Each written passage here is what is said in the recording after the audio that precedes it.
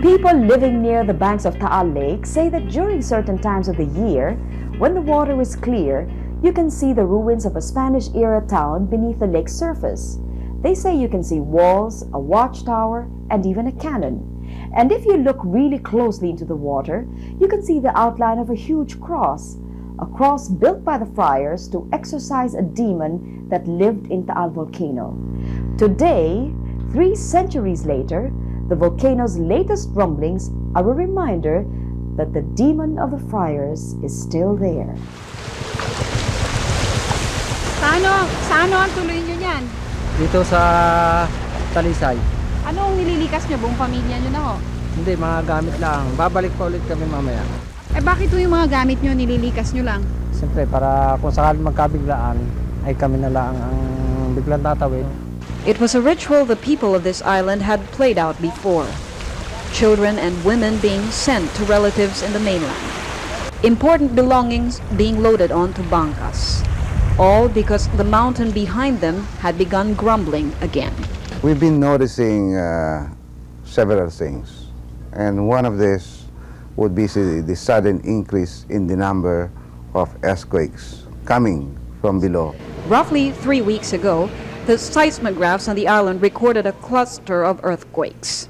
The normal condition for Taal is for it to be affected by 1, 2, or none volcanic quakes per day. On March 12, we recorded 45. But then this died down, and then slowly it registered again higher numbers. So you have that kind of a fluctuation. So that's abnormal condition for Taal. Officials recommended a policy of voluntary or self-evacuation for many of the island's 4,000 residents.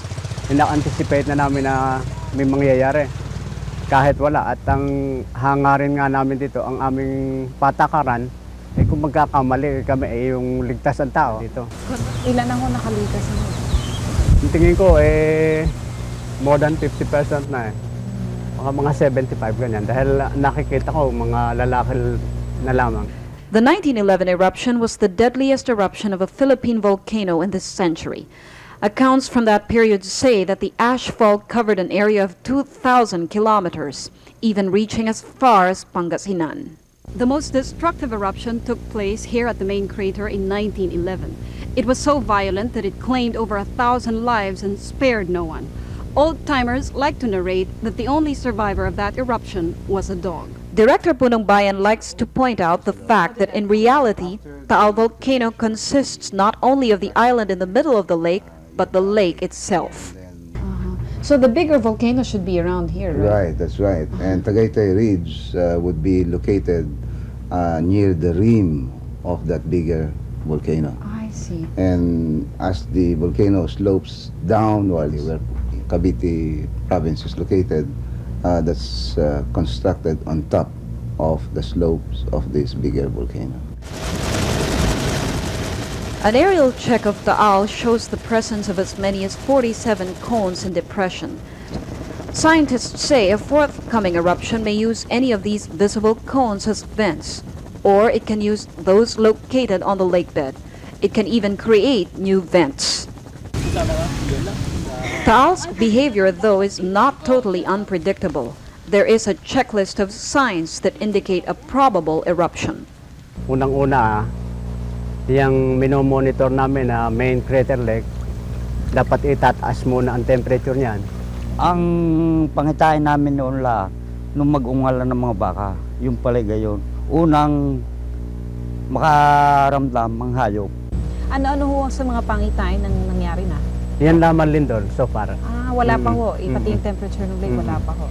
From 1965 to 1976, Taal experienced almost yearly eruptions.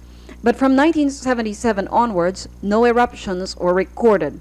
Is it correct to say then that the longer the time between eruptions, the more violent the eruptions? Is that it? That's right, as a rule of thumb. So 76 would be the last major eruption, and we are now 1991, 15 years.